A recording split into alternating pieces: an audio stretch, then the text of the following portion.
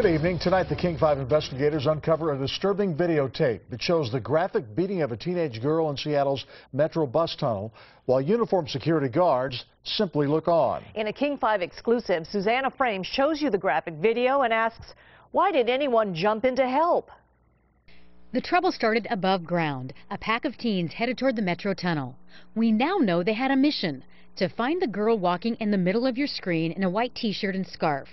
Police reports say the group had surrounded and threatened the 15-year-old, a girl they knew, in Macy's over what she was wearing.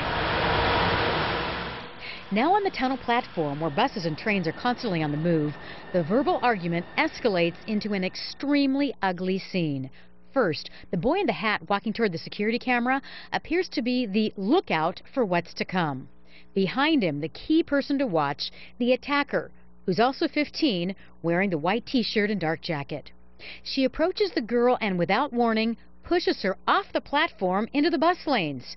After scuffling for a few seconds, they're back up on the platform, where the attacker proceeds to punch the victim in the head and face 10 times. The attacker then begins a kicking spree, 6 blows to the head. But she's not done. She comes back one more time for a final stomp on the face before she and her crew of 10 others, 8 boys and 2 girls, run up the tunnel escalators. One of them is clutching the purse he's stolen from the unconscious teen. All of the passengers, we were all up against the side looking like, oh, who is going to do something? Do something, do something. This woman witnessed the assault from a bus parked in the tunnel.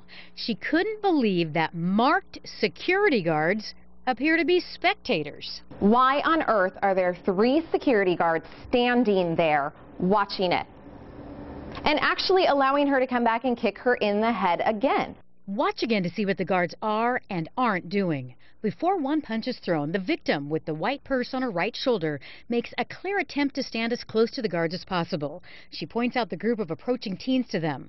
As the fight breaks out, they get on the radios and call for help. The guard at the top of your screen, the one who's walked away, doesn't come back to the scene. When the beating begins, the guards stand by and watch. And as the victim is stomped on the head repeatedly, the guard in the middle of the screen turns his back on what's happening. When it's all over, not one guard bends down to see if she needs help. Really? You've got 3 male security guards there?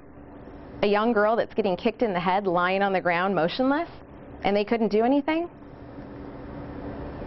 Doesn't seem like security. These guards aren't trained police officers or Metro employees. They're contract workers from Olympic Security Services out of Tukwila. According to their contract, their job is to observe and report problems, not to get involved. You look at what's happening to the victim and you say something's got to be changed.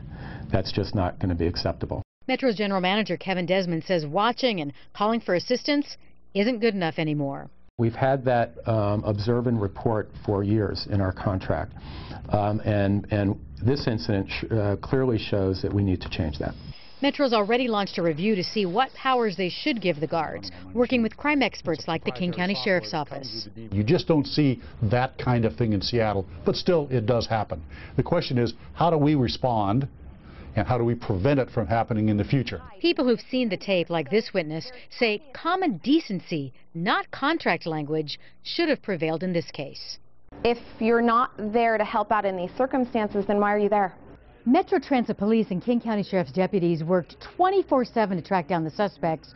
4 have been arrested so far, including the attacker. As for the victim, amazingly, she's going to be okay. Susanna Frame, KING5 News. We attempted to talk to the contractor, Olympic Security, today, but did not get a call back.